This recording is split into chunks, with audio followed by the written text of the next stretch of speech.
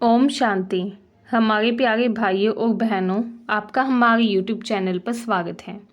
आज इस वीडियो में हम सुनेंगे और पढ़ेंगे 23 अप्रैल 2026 की बाबा की मुरली कहानी के रूप में।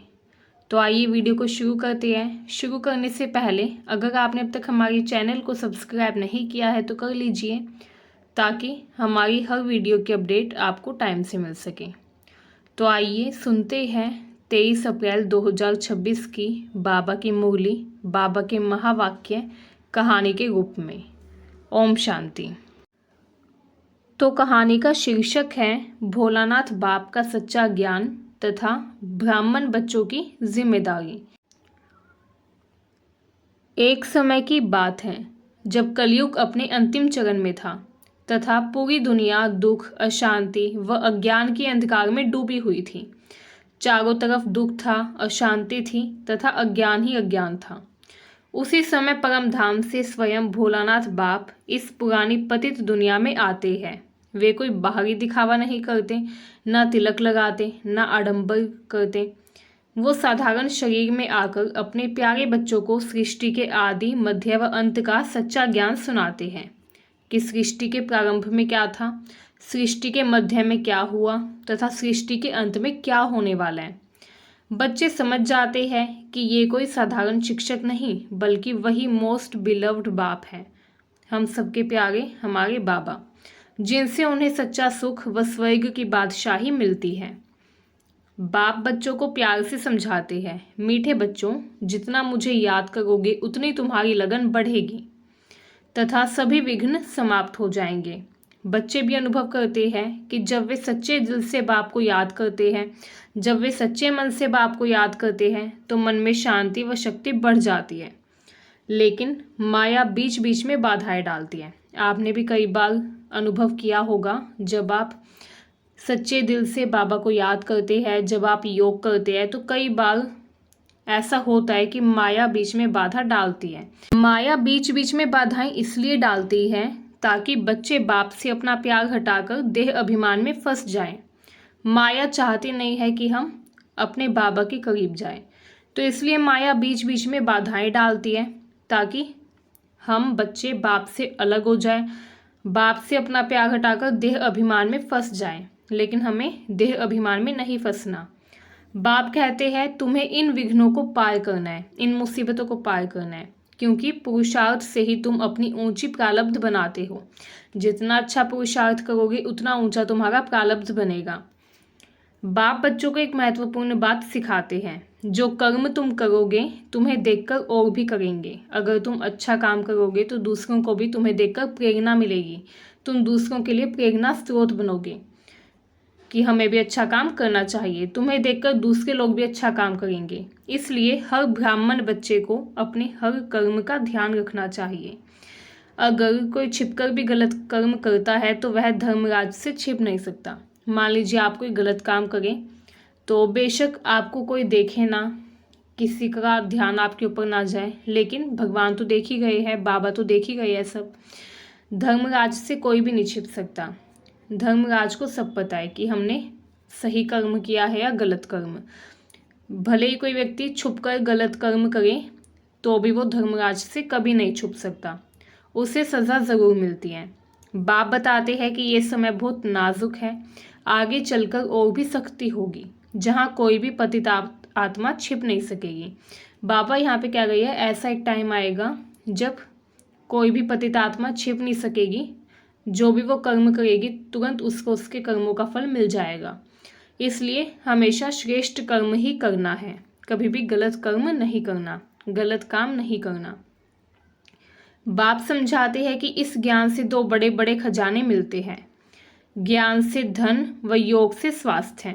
जब हम ज्ञान हासिल करते हैं तो हमें ज्ञान रूपी धन की प्राप्ति होती है, हमारी वेल्थ बढ़ती है, तथा जब हम योग करते हैं तो हमारा स्वास्थ्य अच्छा होता है, हमारा स्वास्थ्य उत्तम होता है, जिससे हमें हेल्थ भी मिलती है।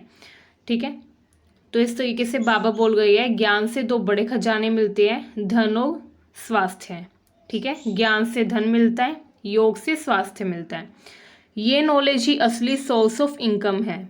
ये जो नॉलेज है ये ही असली सोर्स है इनकम का, जिससे आत्मा सदा के लिए धनी बन जाती है। योग के अभ्यास से आत्मा निरोगी बनती है। जब कोई व्यक्ति योग का अभ्यास करता है तो उसकी आत्मा निरोगी होती है। जैसे जब कोई व्यक्ति जिम जाता है, एक्सरसाइज करता है, तो एक्सरसाइज करने से उसका शरीर निरोगी होता है।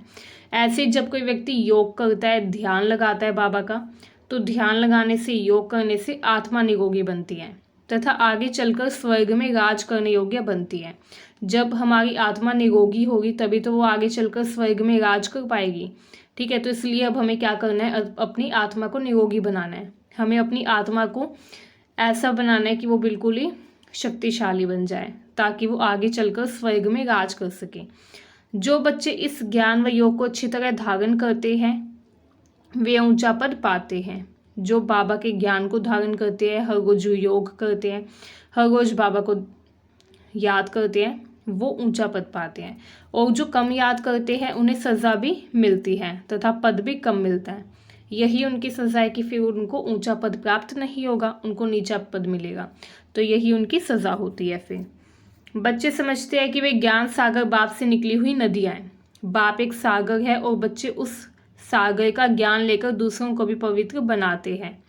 इसलिए उनका कर्तव्य है कि वे इस अविनाशी ज्ञान का दान करें तथा दूसरों का भी कल्याण करें। बाबा कह रहे हैं जितने भी बच्चे हैं उन सबका कर्तव्य है कि वो बाबा से जो ज्ञान मिल रहा है उस ज्ञान का दान करें, मतलब दूसरों को भी वो ज्ञान बताएं तथा दूसरों का भी कल्याण करें। यही है सच्ची रूहानी सेवा। बाप बच्चों को बार बार एक ही बात याद दिलाते हैं, मन मना भव, अर्थात मुझे याद करो। यही सबसे मुख्य साधन है जिससे विकर्म विनाश होते हैं, जिससे हमारे 84 जन्मों के जो पाप है वो कटते हैं। ठीक है, तथा हमारी आत्मा पवित्र बनती है। बाप कहते हैं मैं तुम्हें सभी संबंधों का सुख देता हूँ। दुनिया के संबंध अल्पकालिक हैं तथा दुख देने वाले हैं। आप सभी भी जानते हैं कि दुनिया के जो आपके संबंध हैं, भाई बहन, माता पिता या जो अन्य संबंध है, दोस्त, रिश्तेदार, वो सारे संबंध अल्पकालिक हैं। मृत्यु के बाद वो संबंध आपका साथ नहीं देंगे। जब तक आप जीवित हैं तब तक ये संबंध आपका साथ देंगे। ठीक है, तो ये संबंध अल्पकालिक है और इन संबंधों के कारण हमें कई बार दुख भी पहुंचता है। लेकिन बाबा के साथ जो हमारा संबंध है, परमात्मा के साथ जो हमारा संबंध है, वो हमारा संबंध अनंत है तथा सच्चा है। तथा क्योंकि वो संबंध सच्चा और अनंत है इसलिए वो हमें सुख देने वाला है। यही बाबा यहाँ पर बता रहे हैं। बच्चे समझ जाते हैं कि ये दुनिया नरक है और उन्हें अब स्वर्ग में जाना है। वे जानते हैं कि उन्होंने 84 जन्मों का चक्र पूरा कर लिया है तथा अब बाप से पूरा वर्षा लेना है। इस ज्ञान से उनका तीसरा नेत्र खुल जाता है तथा वे सृष्टि चक्र को स्पष्ट रूप से समझते हैं। बाप ये भी समझाते हैं कि मनुष्य यज्ञ, तप, दान, पुण्य व शास्त्र पढ़ते रहें, लेकिन उससे सच्ची प्राप्ति नहीं हुई। सच्चा ज्ञान तो केवल बाप ही देते हैं, जिससे मनुष्य देवता बनता है तथा विश्व की बादशाही प्राप्त करता है। बच्चे खुद अनुभव करते हैं कि बाप के राजयोग से ही वे लक्ष्मी नारायण बनते हैं। बच्चे अनुभव करते हैं कि अगर उन्हें लक्ष्मी नारायण बनना है तो उन्हें राजयोग करना होगा। बिना राजयोग के वो स्वर्ग के देवता नहीं बन सकते, ना ही लक्ष्मी नारायण बन सकते। कहानी के अंत में बाप बच्चों को प्रेरणा देते हैं कि वे सदा सहनशीलता, मधुरता व नम्रता का गुण धारण करें। सहनशील आत्मा ही सदा संतुष्ट रहती है, वह दूसरों को भी संतुष्ट बनाती है। बाप कहते हैं जो वाणी से नहीं बदलते उन्हें अपने शुभ वाइब्रेशन से बदलो। जो लोग आपके साथ गलत कर रहे हैं, जो लोग आपको परेशान करते हैं, उनको आप वाणी से अगर नहीं बदल पा रहे हैं, मतलब अगर आप उनको समझा कर, उनसे बात करके उनको नहीं बदल पा रहे हैं, तो आप उन्हें अच्छे वाइब्रेशंस दो, शुभ वाइब्रेशन दो, मतलब कि उन्हें शुभकामनाएं दो। मन ही मन उनके लिए अच्छा सोचो, अच्छी कामनाएं करो उनके लिए। इससे उनके पास आपकी तरफ से शुभ वाइब्रेशन, गुड वाइब्रेशंस जाएगी, जिससे वो बदल जाएंगे। ठीक है, तो जो लोग वाणी से नहीं बदल गए उन्हें आप अपनी वाइब्रेशन से बदलो। इस प्रकार भोलानाथ बाप अपने बच्चों को सच्चा ज्ञान देकर उन्हें अज्ञान के अंधकार से निकालकर स्वर्ग की ओर ले जाते हैं।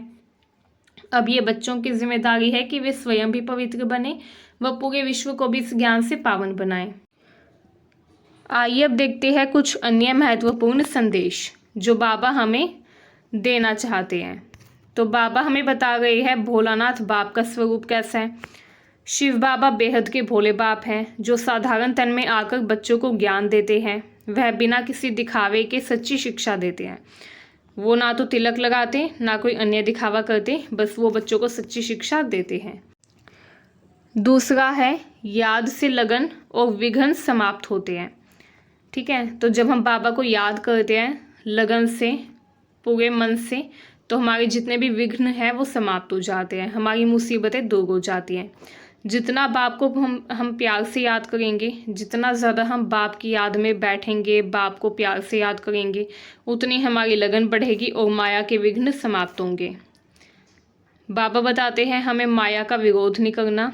माया चाहती है कि आत्मा देह अभिमान में रहे, लेकिन हमें माया का विरोध नहीं करना, हमें बस बाबा को याद करना है। अगर हम बाबा को याद करेंगे तो माया हमें परेशान नहीं करेगी। माया चाहती ही है कि हम देह अभिमान में फंसे रहें और बाप से दूर रहें, इसलिए बार बार विघ्न डालती है। तो इसलिए हमें माया को काबू में रखने के लिए, माया से प्रभावित ना होने के लिए हमें एक ही काम करना है, बाबा को याद करना है। अगर हम भी चाहते हैं हमारे ऊपर माया का प्रभाव ना पड़े तो हमें बाबा को निरंतर याद करना है। इसके अलावा 2 मुख्य सब्जेक्ट भी बाबा हमें बताते हैं, योग और ज्ञान। योग से हमें हेल्थ मिलती है, निरोगी शरीर मिलता है। ज्ञान से हमें वेल्थ मिलती है।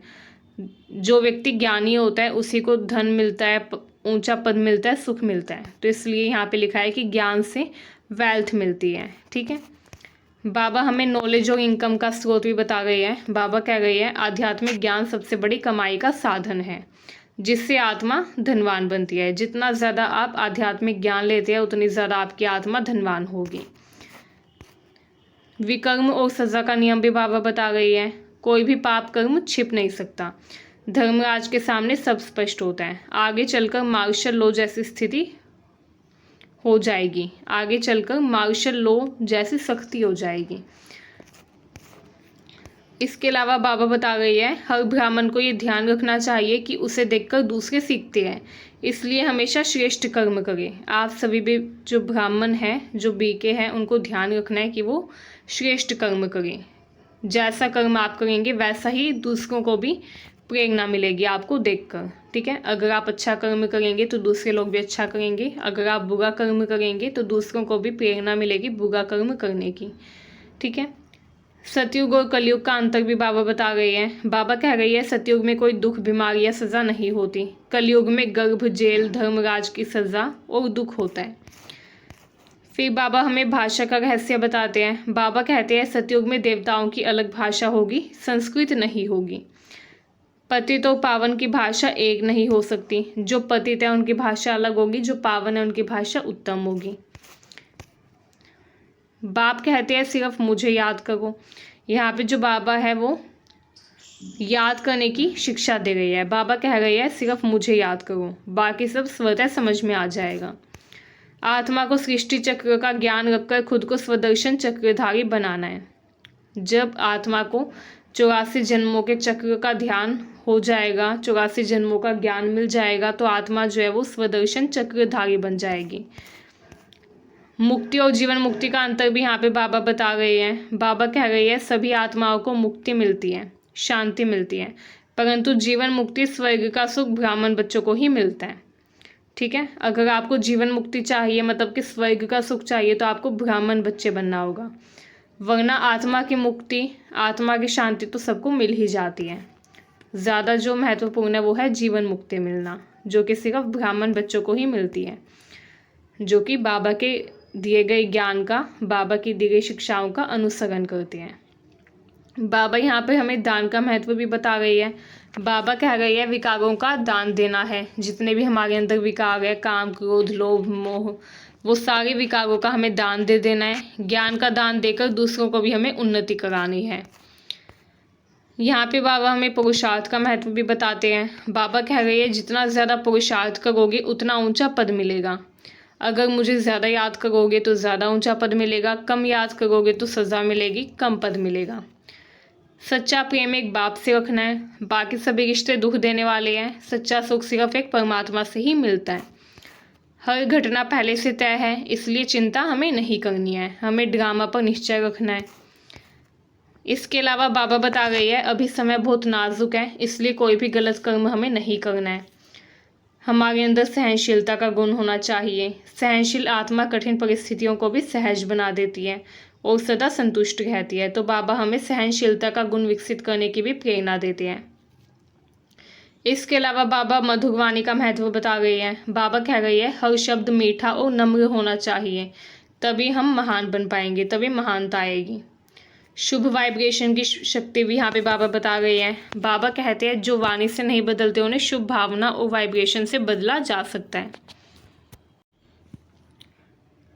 आइए अब देखते हैं बाबा और बच्चों के बीच में प्रश्न उत्तर और संवाद। बच्चे बाबा से प्रश्न पूछते हैं, बाबा उन प्रश्नों का उत्तर देते हैं। आइए देखते हैं। तो बच्चे पूछते हैं बाबा हमें क्या करने से आपकी याद में लगन बढ़ेगी और विघ्न खत्म होंगे। मतलब हम क्या करें कि आपकी याद में जो विघ्न है वो ख़त्म हो जाए और आपकी याद बढ़े, याद में लगन बढ़े। तो बाबा कहते हैं प्यारे बच्चे जितना तुम प्यार से मुझे याद करोगे उतनी तुम्हारी लगन बढ़ेगी और माया के विघ्न अपने आप समाप्त हो जाएंगे। फिर बच्चे पूछते हैं बाबा माया हमें क्यों बार बार परेशान करती है। बाबा उत्तर देते हैं बच्चे माया चाहती है कि तुम देह अभिमान में रहो और मुझे भूल जाओ, इसलिए वो विघ्न डालती है। तुम्हें हिम्मत से उसे जीतना है। फिर बच्चे पूछते हैं बाबा इस ज्ञान में मुख्य पढ़ाई क्या है। बाबा कहते हैं दो पढ़ाई मुख्य है, दो विषय मुख्य है, योग और ज्ञान। योग से तुम्हें निरोगी शरीर मिलता है, मतलब तुम्हारी हेल्थ अच्छी होती है। ज्ञान से तुम्हें धन मिलता है, ऊंचा पद मिलता है, मतलब तुम्हारी वेल्थ अच्छी होती है। फिर बच्चे पूछते हैं बाबा क्या ज्ञान सच में कमाई का साधन है। बाबा उत्तर देते हैं हाँ बच्चे, ये नॉलेज ही सबसे बड़ी इनकम है। इससे तुम आत्मा धनवान बनती हो व स्वर्ग की बादशाही पाते हो। बच्चे पूछते हैं बाबा अगर कोई पाप कर्म छिपा कर करे तो क्या होगा। बाबा कहते हैं बच्चे कोई भी कर्म छिप नहीं सकता, धर्मराज के सामने सब प्रकट होगा, वह सज़ा ज़रूर मिलेगी। फिर बच्चे पूछते हैं बाबा हमें हमेशा कौन सी बात याद रखनी चाहिए। बाबा उत्तर देते हैं ये याद रखो जैसा मैं कर्म करूँगा मुझे देखकर दूसरे भी वैसा ही करेंगे, इससे तुम कभी गलत कर्म नहीं करोगे। फिर बच्चे पूछते हैं बाबा सतयुग और कलयुग में क्या अंतर है। बाबा बताते हैं सतयुग में कोई दुख बीमारी या सज़ा नहीं होती, कलयुग में दुख बीमारी गर्भ जेल धर्मराज की सज़ा होती है। फिर बच्चे पूछते हैं बाबा हमें सबसे मुख्य क्या याद रखना है। बाबा उत्तर देते हैं सिर्फ अल्फ, मतलब सिर्फ बाबा को यानी मुझे याद करो, मुझे जानने से तुम सब कुछ जान जाओगे। बच्चे पूछते हैं बाबा स्वदर्शन चक्रधारी बनने का क्या अर्थ है। बाबा कहते हैं बच्चे सृष्टि के 84 जन्मों के चक्र को समझकर बुद्धि में धारण करना ही स्वदर्शन चक्रधारी बनना है। जब आप सृष्टि के 84 जन्मों के चक्र को समझ जाते हैं तो आप भी स्वदर्शन चक्रधारी बन जाते हैं। फिर बच्चे पूछते हैं बाबा मुक्ति और जीवन मुक्ति में क्या अंतर है। बाबा बताते हैं मुक्ति मतलब शांति धाम में जाना, जो कि सबको मिलती है, सभी लोग शांति धाम में जाते हैं। जीवन मुक्ति मतलब कि स्वर्ग का सुख मिलना, जो कि सिर्फ ब्राह्मण बच्चों को, सिर्फ तुम बच्चों को ही मिलता है। जो ब्राह्मण बच्चे हैं सिर्फ उन्हें ही जीवन मुक्ति मिल सकती है, उन्हें ही स्वर्ग का सुख मिल सकता है। फिर बच्चे पूछते हैं बाबा हमें क्या दान करना चाहिए। बाबा कहते हैं विकारों का दान करो, ज्ञान का दान देकर दूसरों का भी कल्याण करो। फिर बच्चे पूछते हैं बाबा हमें ऊंचा पद कैसे मिलेगा। बाबा उत्तर देते हैं जितना ज़्यादा याद और पुरुषार्थ करोगे उतना ऊंचा पद मिलेगा। जितना ज़्यादा मुझे याद करोगे, जितना ज़्यादा तुम पुरुषार्थ करोगे उतना ऊंचा तुम्हें पद मिलेगा। अगर कम याद करोगे तो सज़ा भी मिलेगी, पद भी कम मिलेगा।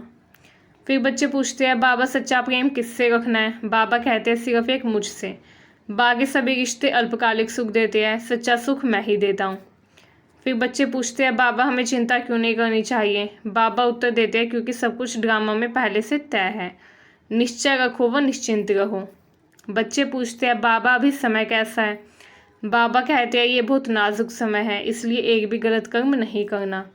फिर बच्चे पूछते हैं बाबा महान आत्मा कैसे बने। बाबा उत्तर देते हैं अगर तुम महान आत्मा बनना चाहते हो तो सहनशील बनो, मधुर वाणी बोलो तथा नम्रता धारण करो, विनम्र बनो। अंतिम संदेश जो कि बाबा हमें दे गए हैं, बाबा कहते हैं प्यारे बच्चे मुझे याद करो, श्रेष्ठ कर्म करो, ज्ञान बांटो तथा मधुर नम्र बनकर चलो। इसी में तुम्हारी सफलता और ऊंचा पद छिपा हुआ है। ओम शांति। यहीं पर हमारी 23 अप्रैल 2026 की बाबा की मुरली समाप्त होती है। मुझे उम्मीद है वीडियो आपको अच्छी लगी। अगर आपको वीडियो अच्छी लगी हो तो कमेंट में ओम शांति ज़रूर लिखें तथा इस वीडियो को अपने सगे संबंधियों को भी भेजें ताकि उनको भी बाबा का संदेश प्राप्त हो सके। ओम शांति। हम रूहानी बच्चों की रूहानी बाप दादा को याद, प्यार और नमस्ते। शुक्रिया बाबा, शुक्रिया बाबा, शुक्रिया बाबा।